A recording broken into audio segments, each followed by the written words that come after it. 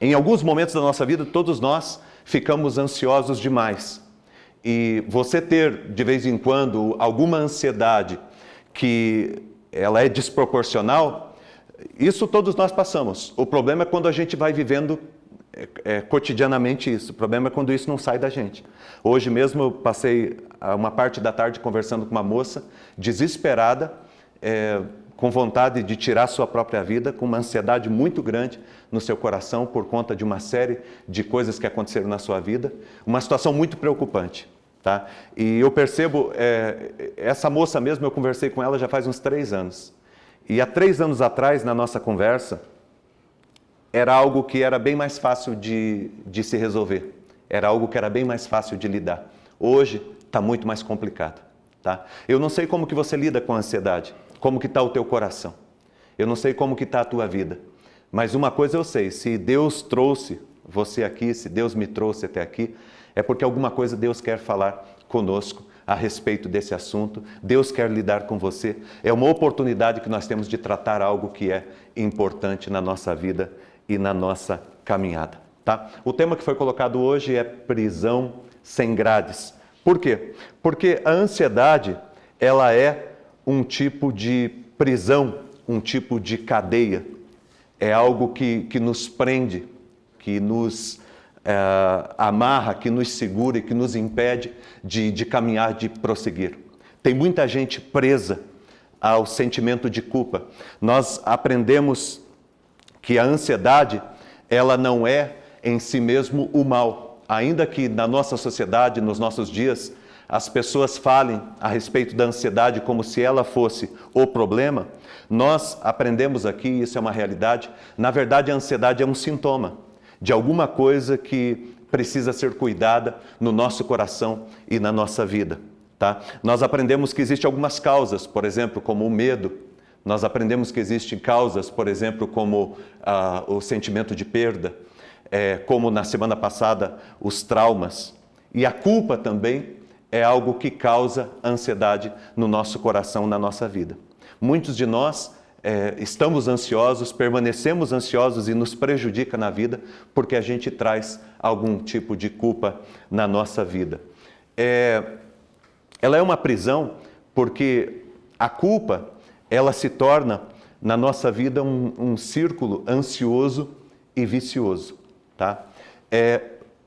Como se nós vivêssemos da seguinte forma: o mal pensar leva ao mal agir, que leva ao mal sentir, tá?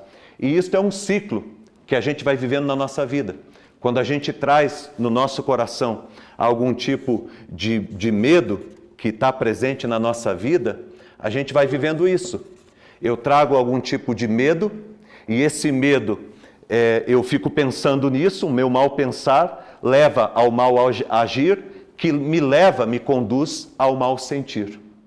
E é algo que é um círculo vicioso. Ele é ansioso, porque ele não sai da minha cabeça, e ele é também vicioso, porque ele funciona constantemente. Aquilo está constantemente diante de mim. Isso acontece também com o trauma, acontece também com o sentimento de perda, acontece também com o medo. São coisas que ficam na mente da gente e que provocam na gente essa ansiedade.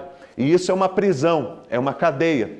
E ela não funciona apenas assim. Ela também funciona ao contrário. O mal pensar me leva ao mal sentir, que me leva ao mal agir, que me leva ao mal pensar. E ela funciona de várias maneiras. E ela vai atrapalhando a nossa vida, ela vai desconstruindo a nossa vida. E nós vamos nos complicando no meio do caminho.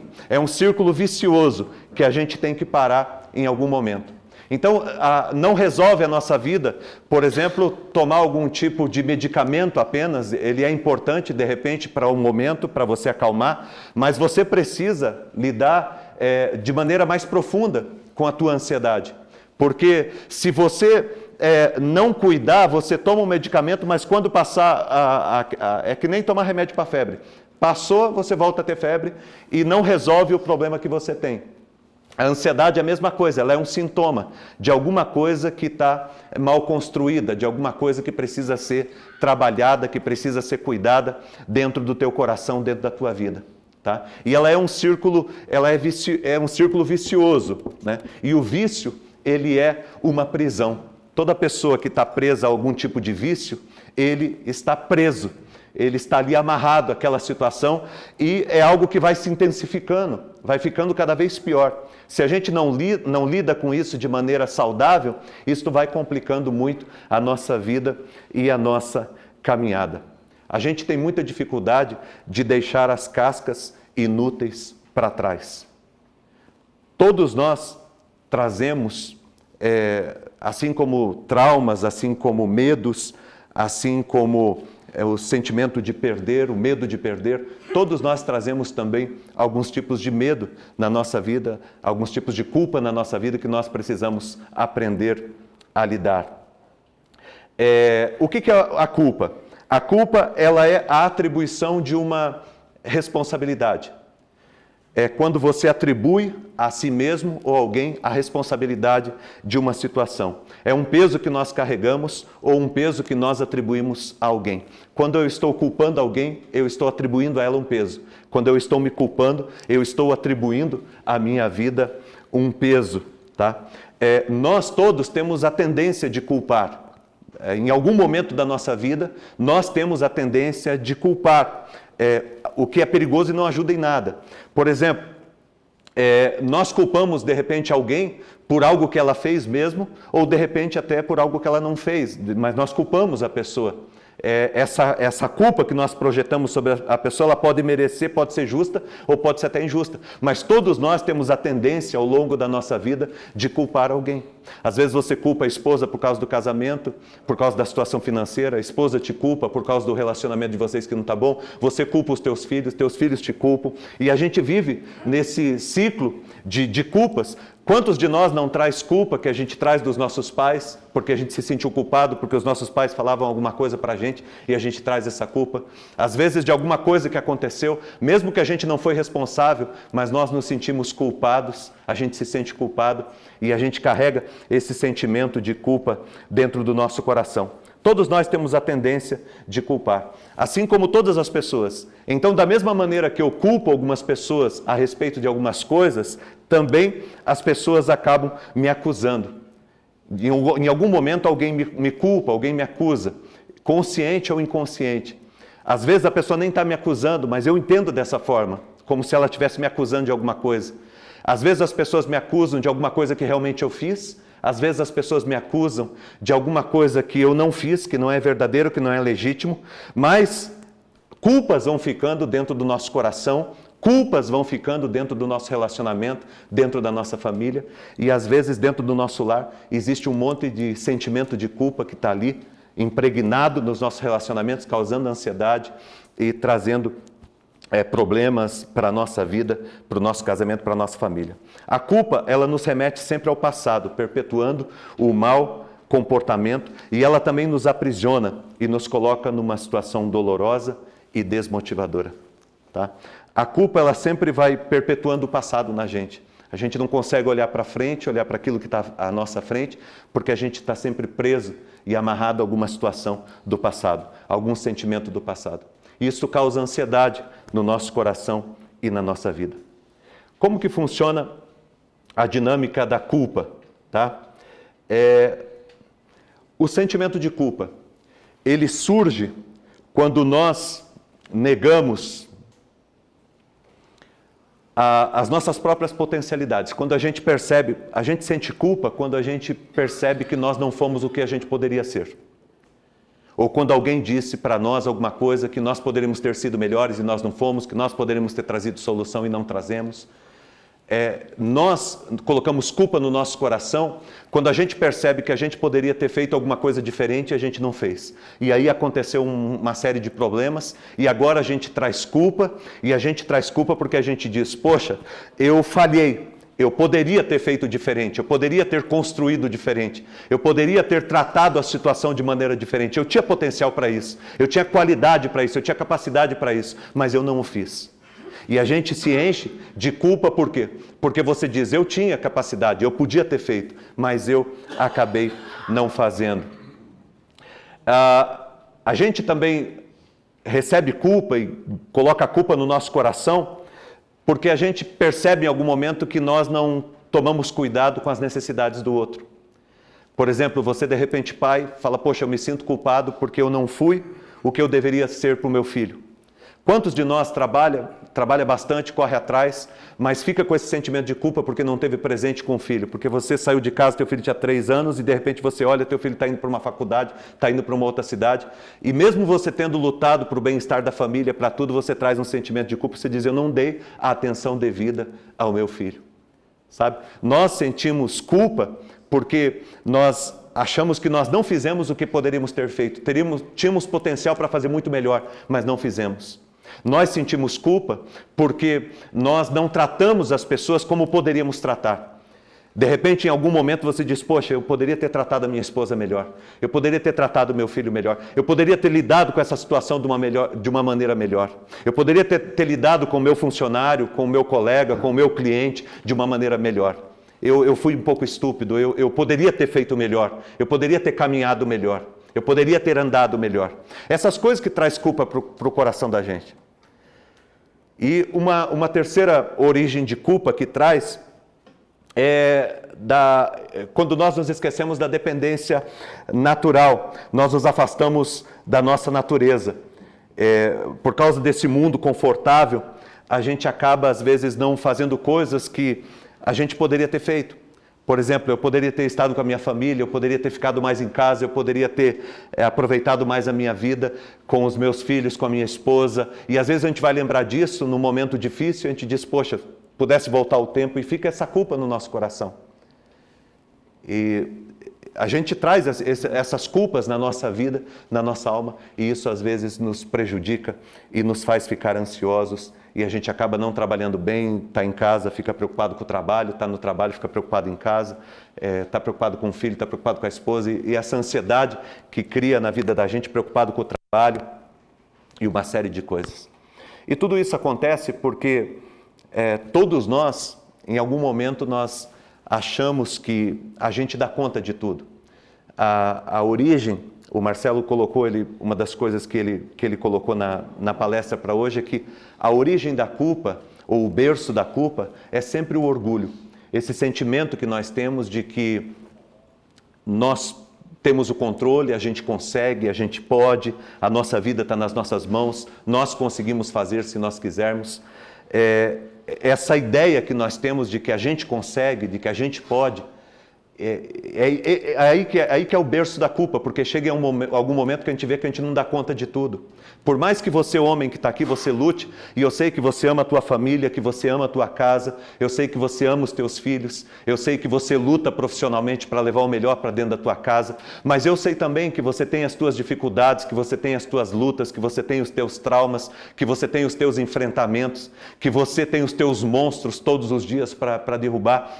E nessa vida nossa que é tão complexa, nós não conseguimos muitas vezes ser aquilo que nós gostaríamos de ser em todos os ambientes, em todos os lugares. E é por isso que a gente fica com esse sentimento de culpa. Porque nós gostaríamos de ser um ótimo marido, nós gostaríamos de ser um ótimo pai, nós gostaríamos de ser um ótimo profissional, nós gostaríamos de ser um ótimo amigo.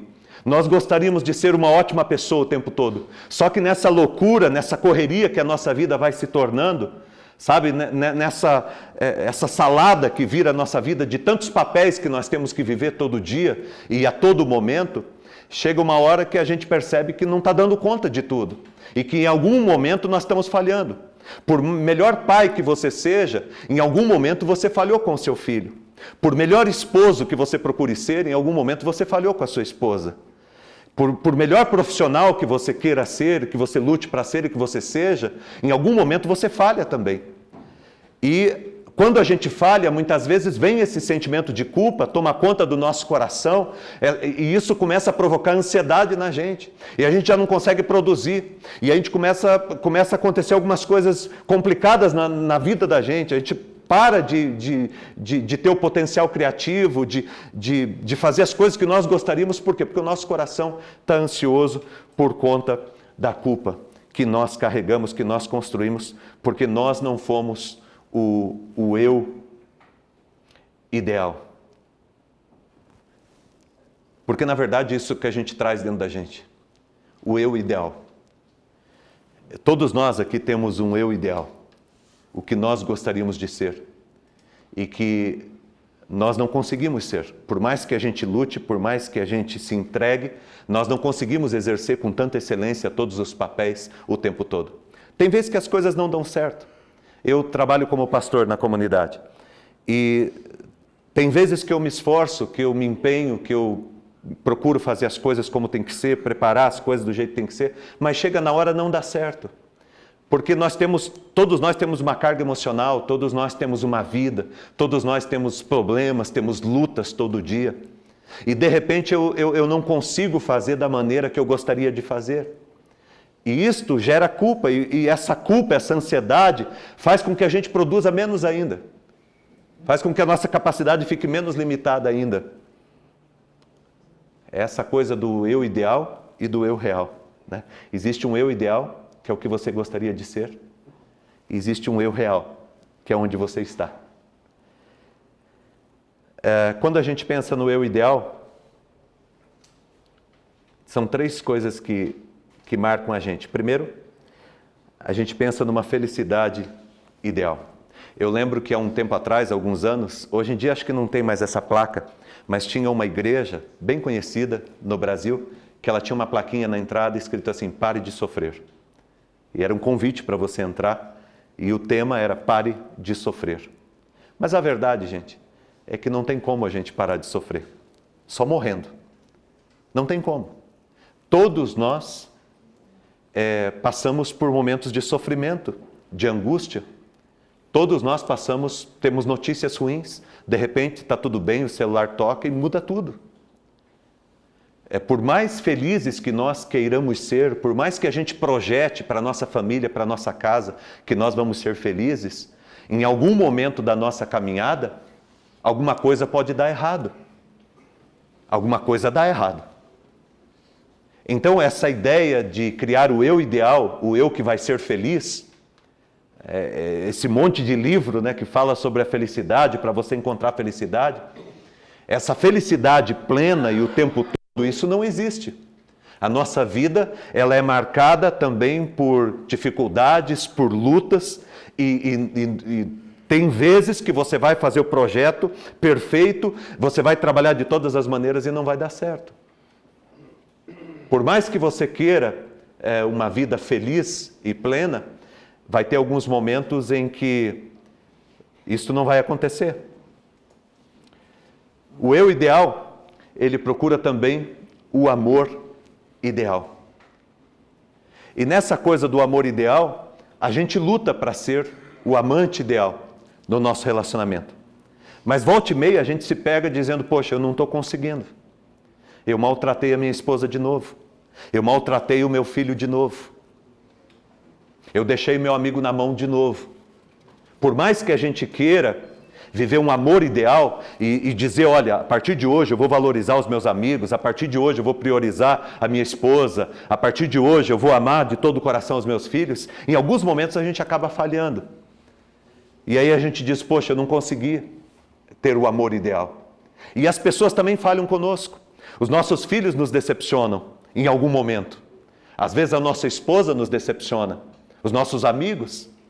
Por quê? Porque nós somos pessoas e cada um de nós tem a sua individualidade, o seu jeito de agir, o seu jeito de pensar, tem o seu dia, tem a sua luta, tem as suas dificuldades. E por mais que a gente queira viver o amor e o amor ideal, nem sempre a gente consegue.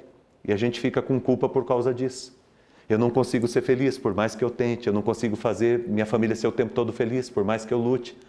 Eu não consigo demonstrar todo o amor que eu gostaria. Eu não consigo receber todo o amor que eu gostaria, por mais que eu lute. E também, quando a gente pensa no eu ideal,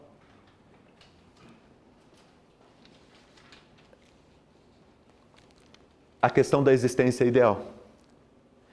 Por mais que a gente lute para que as coisas estejam todas certinhas, todas organizadas, em alguns momentos as coisas mudam, né? As cartas parecem que são embaralhadas. Você está ali colocando as cartas da tua vida tudo no lugar certo, colocando cada carta no lugar que ela tem que estar, mas de repente você chega lá e alguém vem e embaralha tudo. A existência ideal, essa coisa romântica da vida, a gente percebe ao longo da nossa existência que não acontece assim.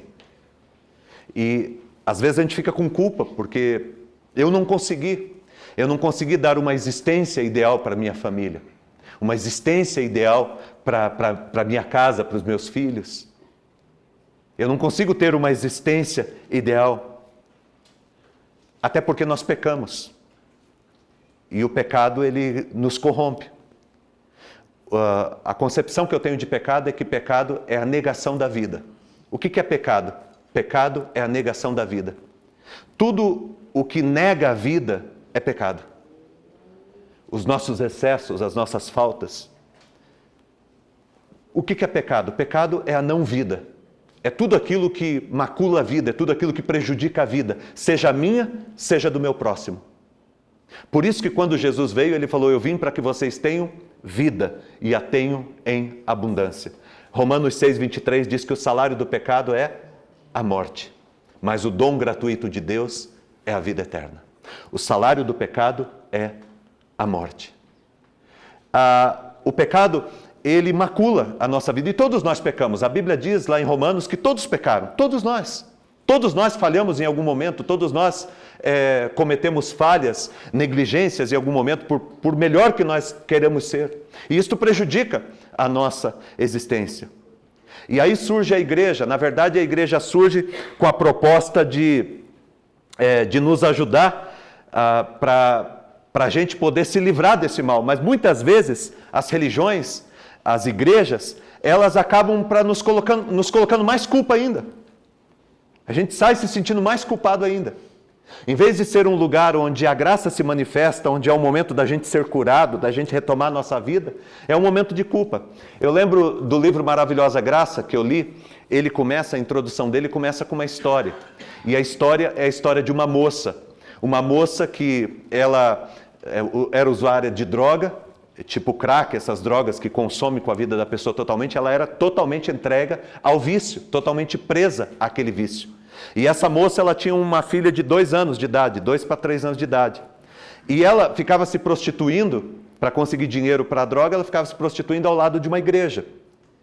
E um dia o pastor estava dentro da igreja, e ele ouviu viu as luzes, ouviu o barulho da sirene e tal, e ele, da polícia, e ele correu para lá. E quando ele chegou lá, essa moça estava dentro do camburão, e ela estava chorando muito, a filha dela estava no colo de uma policial, e uma bagunça, e ele foi se aproximando, o pastor, e quando ele se aproximou, perguntou o que era, os policiais falaram: olha, essa moça, ela foi presa porque ela, usuária de droga, e estava se prostituindo, mas ela foi presa porque ela estava entregando a filha dela para os homens em troca de dinheiro.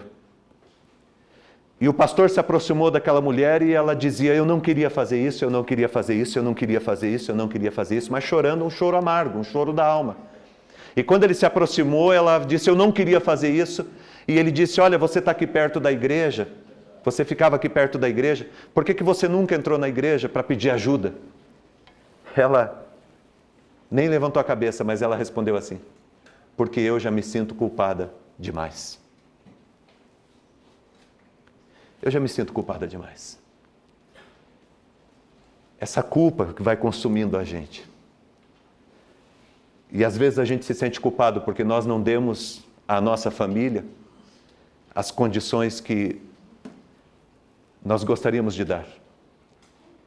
Porque nós não entregamos aos nossos filhos, à nossa esposa, à nossa casa, aquilo que a gente gostaria. Quantas pessoas não chegam até a fazer um monte de coisas erradas para tentar suprir essa existência confortável da sua família, dos seus filhos, no desespero, porque acredita nesse eu ideal. Por mais que a gente lute, por mais que a gente se empenhe na vida, na nossa existência, por mais que a gente queira que a nossa vida seja toda certinha, toda como nós idealizamos, em algum momento a gente vai precisar retomar a nossa vida, porque as coisas não acontecem o tempo todo da maneira que nós projetamos, por mais organizado que você seja.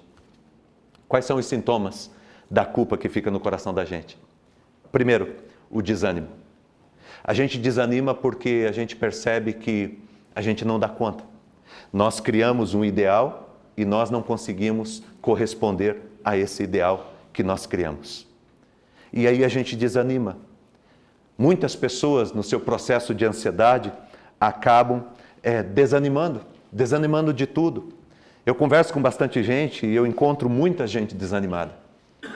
Desanimada, trazendo dentro de si um sentimento de culpa tremendo. Desanimada, às vezes, porque o seu filho está rebelde, porque não dá conta, porque a situação financeira não está boa, por causa das lutas que está enfrentando. A pessoa está desanimada da vida. Esse é um sintoma do sentimento de culpa que a gente carrega. O medo.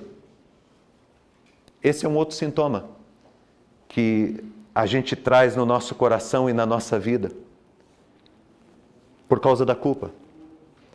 A gente carrega medo no nosso coração e na nossa vida porque a gente diz, poxa, eu não dei conta, eu não consegui, eu falhei. E a gente tem medo do futuro, tem medo do que pode acontecer. Agressividade. Muita gente com sintoma de culpa se torna uma pessoa agressiva.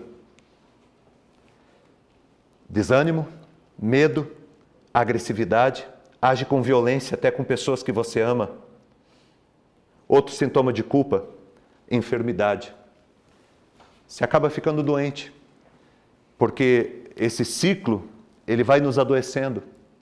E de repente você, para tentar fugir desse ciclo do mal pensar, que te leva ao mal agir, que te leva ao mal sentir, que te leva ao mal pensar, essa culpa que fica em você, que fica circulando na tua vida, ela vai se intensificando, ela vai aumentando, e às vezes para fugir disso aqui, você toma um medicamento, ou às vezes não dá mais certo o medicamento, ou você vai para o álcool, você vai para algum tipo de entorpecente, para você conseguir sobreviver, conseguir vencer. Você procura alguma fuga para tentar fugir dessa realidade. E isso vai adoecendo. Tem muita gente doente por causa da culpa. A culpa que carrega. No ano retrasado, teve um homem que me ligou, eu não conhecia ele, eu fui na casa dele, e aconteceu algo terrível. Aconteceu algo terrível, ele fez algo terrível. E acabou matando uma pessoa. Ninguém nunca soube, mas um dia ele me chamou para conversar. E ele mora numa casa até hoje, um sobrado, e tem uma piscina, e quando eu cheguei lá tinha umas 2 latinhas de cerveja na mesa, ele estava sentado, e ele conversando comigo, de repente ele olhou para a piscina e falou, ele está ali deitado na piscina. Fazia uns 15 anos que tinha acontecido. Ninguém nunca soube. Ele nunca contou para ninguém. Mas depois de 13, 14 anos, aquilo começou a voltar, aquela culpa começou a voltar no coração dele. E ele começou a ficar doente por causa disso. Hoje ele está sendo atendido por um psiquiatra, está um pouco melhor, mas ele traz ainda muito disso, uma dificuldade muito grande para lidar com a culpa. Eu tenho uma outra pessoa que eu converso bastante com ela, e é um homem extraordinário, um homem de respeito, um homem íntegro, uma pessoa correta, mas ele acabou fazendo uma bobagem na vida em algum momento. Ele, numa das viagens, ele acabou se envolvendo com uma outra pessoa, e depois de algum tempo a sua esposa ficou sabendo, a sua filha, e aquilo trouxe prejuízos muito sérios para o coração dele. E está sendo muito difícil para esse camarada lidar com isso. Muito difícil. Eu falo para ele, Deus te perdoa. Ele falou, eu sei que Deus me perdoa. Difícil é eu me perdoar. Eu não devia ter feito. Eu não podia ter feito. Mas a culpa vai consumindo, a culpa vai adoecendo a gente. Vai machucando a gente. E vai nos enfermando. Vai nos deixando doente.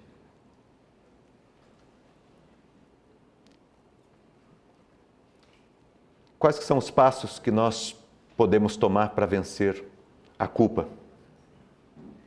Primeiro passo é a verdade. A verdade. Agora, esses dias, aconteceu um problema muito sério e um homem me procurou para conversar comigo e ele queria que o ajudasse. E nós começamos a conversar e ele começou a contar um monte de história e teve um momento que ele falou assim: Maurício, o que eu faço? Eu falei: cara, olha para mim. Ele olhou para mim. Eu falei: cara, primeiro passo, a verdade. A verdade. Como que a gente vence a culpa? Primeiro passo, a verdade. A mentira nunca vai nos ajudar. A mentira sempre vai criar um outro problema para nós. Ela sempre vai gerar para nós um outro abismo. Eu falei para ele: a verdade é o caminho. Nós temos que partir da verdade. Pastor, mas nós temos que partir da verdade. Se a gente não partir da verdade, nós vamos estar nos complicando cada vez mais e trazendo um problema cada vez maior para nós. Eu falei: você não quer se livrar disso? Você não quer se livrar dessa culpa? Você não quer se livrar do teu erro? Primeiro passo que você tem que tomar é a verdade. É fugir de tentar construir essa imagem do eu ideal. Não fui eu, foram eles. Não aconteceu. Essa ideia de ficar tentando construir o eu ideal. Nós temos que partir do eu real, daquilo que é, daquilo que de fato aconteceu, para a partir daí a gente construir alguma coisa. Se você for ver a Bíblia, a palavra de Deus, você vai ver que a Bíblia, ela trata de uma coisa só, de Gênesis até Apocalipse. A Bíblia, ela trata de uma coisa só, de Gênesis a Apocalipse. A Bíblia trata da verdade. E o grande conflito que a Bíblia tem com todas as pessoas, os personagens bíblicos, os homens, mulheres que Deus levantou, os grandes problemas que ele tem é o conflito com a verdade. Porque existe um caminho para a gente começar a vencer a culpa na nossa vida, a verdade. Ou seja, a partir daquilo que eu sou, a partir da pessoa que eu sou, a partir da onde eu estou. Reconheça o eu real, reconheça que você foi criado por Deus para o eu ideal. Existe um projeto de Deus, nós somos criados para sermos a imagem e a semelhança de Deus, então existe um projeto de Deus para a minha vida, mas existe alguém que eu sou hoje. E existe um trabalhar de Deus na minha vida. Deus quer trabalhar na minha vida. Mas Deus vai trabalhar na minha vida a partir da verdade. Deus sempre vai trabalhar na tua vida a partir da verdade. Deus nunca vai trabalhar na tua vida com a mentira. Deus nunca vai alimentar a mentira ou te defender ou te sustentar através de uma mentira. Sempre a verdade. Então existe alguém que Deus te criou para ser, um ideal. Existe alguém que você é, existe alguém que eu sou hoje, com as minhas dificuldades, com os meus problemas, com as minhas lutas, com os meus erros. E existe um trabalhar de Deus, um processo de Deus para me melhorar, para me transformar e para me curar. Se eu me colocar diante de Deus e permitir que Ele faça isso, eu estou iniciando um caminho para me livrar desse círculo de ansiedade e esse círculo vicioso. Segundo passo, a graça. A graça. Se o primeiro passo é que eu não sou perfeito, mas eu sou perfectível, porque perfeito é o que está pronto, perfectível é o que pode ser melhorado. Então, eu não sou perfeito, mas eu sou perfectível. Todo mundo aqui é, todo mundo aqui pode melhorar. Então, a partir da verdade, a partir de onde você está hoje, você pode melhorar. Como que nós nos livramos da culpa? Com a verdade e com a graça. Eu gosto muito de pensar sobre a graça de Deus, porque há duas palavras que marcam muito a nossa caminhada e essa busca de Deus por nós: a misericórdia e a graça. O que é misericórdia? é Deus não nos dar o que nós merecemos. Isso é misericórdia. Então, o dia que alguém perguntar para você o que é misericórdia, é Deus não nos dar o que nós merecemos. Nós falhamos, nós erramos, nós cometemos prejuízos, nós não fomos o que deveríamos ser, mas Deus, Ele não deu o que nós merecíamos por causa disso. E graça é Deus dar aquilo que a gente não merece e nunca vai merecer. E a gente só consegue melhorar na vida, nessa luta nossa contra a culpa, quando nós começamos a entender a graça de Deus. A graça de Deus, ela age a partir do amor de Deus. Não há nada que você faça que vai fazer com que Deus te ame menos. Deus ama você. Não há nada que você faça que vai fazer com que Deus te ame mais. Deus ama você e pronto. O amor de Deus pela tua vida é um amor perfeito. Por mais dificuldades que você tenha criado, por mais problemas que você tenha criado para você e à sua volta, Deus continua te amando e continua querendo reconciliar a tua vida e te aperfeiçoar a cada dia. A graça de Deus é esse amor de Deus que é dado por nós, que é oferecido por nós para nos abençoar e para nos curar. A gente começa a ser curado quando a gente entende que, eu cometi falhas, todos nós cometemos. Eu não fui o pai que eu poderia ser até aqui. E eu trago uma culpa. Só que hoje eu reconheço que eu não fui. Eu reconheço que eu falhei. E hoje eu recebo a graça de Deus na minha vida. O que é a graça de Deus? Não é que Deus deu um calote no inferno. Deus pagou a minha conta. Ele pagou a minha conta de ter sido um mau pai. Ele pagou a minha conta de ter sido uma pessoa que machucou alguém. Ele pagou a minha conta. E a partir dessa graça de Deus na minha vida, eu posso retomar. É isto que eu tenho tentado fazer algumas pessoas entenderem ao longo da vida. As pessoas chegam na igreja cheios de culpa, cheios de machucado, cheios de mágoa. E alguns dizem, eu não sei o que eu vou fazer para mudar a minha vida, porque eu não tenho como pagar o que eu fiz. E eu digo, realmente você não tem, mas tem alguém que pagou pelo que você fez. Jesus pagou pelo que você fez na cruz do Calvário quando Ele morreu. E a partir dele você pode ter a cura para a sua vida, para os seus sentimentos, para os seus relacionamentos e para a sua história. Por mais que a gente lute, por mais que a gente procure ser perfeitos, por mais que a gente procure ser íntegros, ser corretos, fazer as coisas todas certas, eu e você temos que ser sinceros que às vezes nós falhamos. Que às vezes nós não fomos quem nós gostaríamos de ter sido. Nós não conseguimos, nós não damos conta.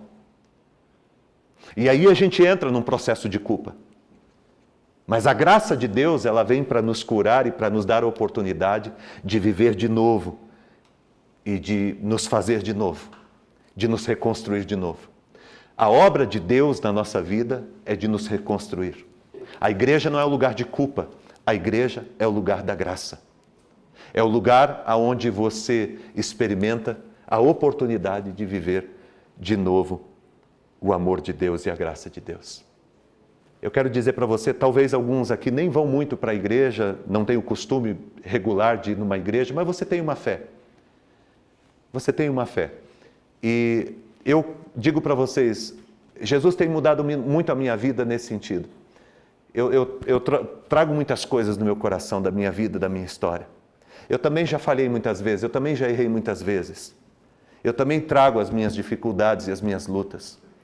Mas eu tenho colocado diante de Deus e eu tenho encontrado em Deus uma saída para a minha vida. E aquilo que eu não tenho dado conta, Deus tem me ajudado ao longo do caminho. Nós vencemos a culpa com a verdade, com a graça de Deus, e vencemos a culpa com o perdão. Com o perdão.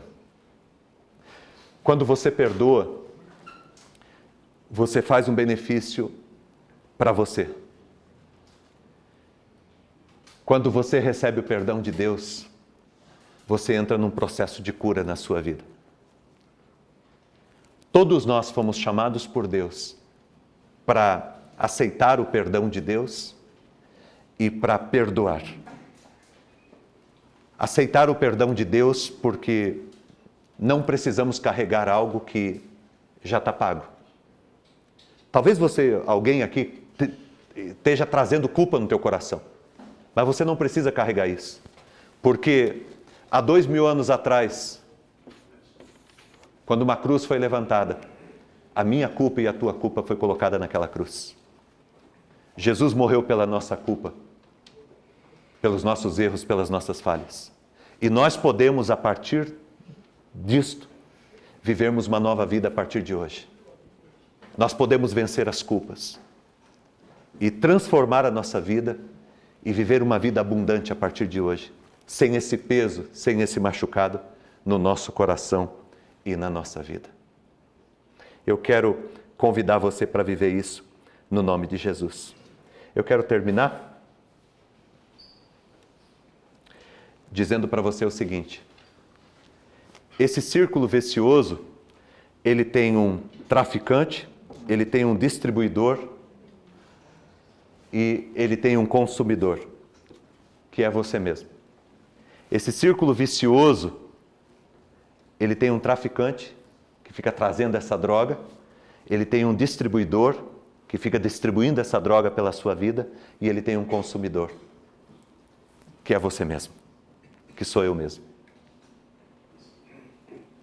Mas tudo isso aqui pode ser anulado e pode ser vencido quando a gente se entrega àquilo que Cristo fez por nós e recebe o perdão e o amor dele.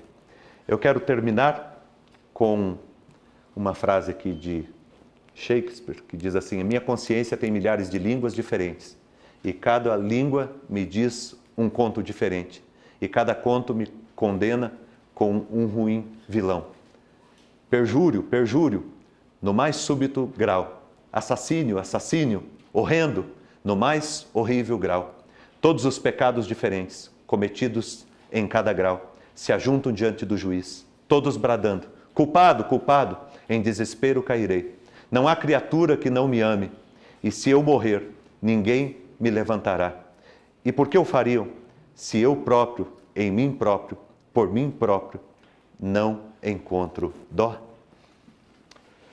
Vamos ficar em pé para a gente fazer a nossa oração e encerrarmos. Eu quero agradecer a tua presença e pedir que Deus te abençoe. E eu quero pedir a você que alivie teu coração, porque não há nenhuma culpa maior do que aquilo que Cristo fez por você na cruz do Calvário. Ele estava ali te perdoando e te dando um novo começo, e um novo começo, e um novo começo. E todo dia, quando você precisar de um novo começo, as misericórdias do Senhor se renovam a cada manhã. Todo dia, Deus está te dando um novo começo. Recomece a partir de hoje. Não deixe a culpa te prejudicar. Não deixe a culpa te derrubar.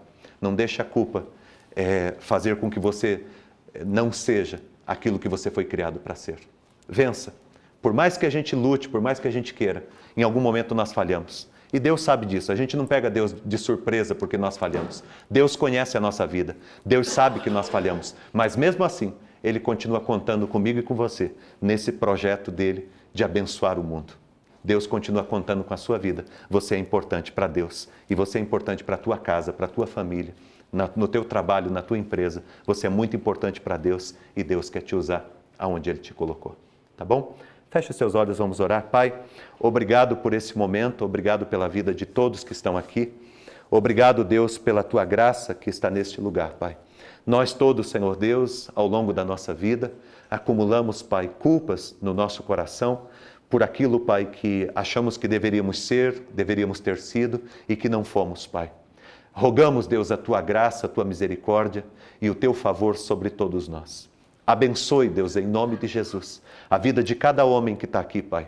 Às vezes, Senhor Deus, carregando uma culpa, Pai, que tem o aprisionado, que tem feito, Senhor Deus, esse círculo vicioso na sua alma, Pai, do mal pensar, do mal agir, do mal sentir.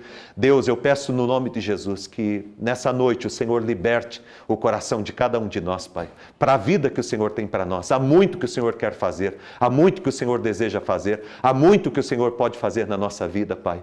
E eu peço, Pai, que o Senhor abençoe a vida de cada um aqui. Obrigado, Deus, por tudo, obrigado por essa noite. Cuida, Pai, de cada um aqui, da sua família, da sua casa. Leva em paz para a sua casa e dá, Deus, uma semana, um feriado, uma semana de vitória, no nome de Jesus. Amém, Senhor. Amém. Deus abençoe e vá em paz. Obrigado.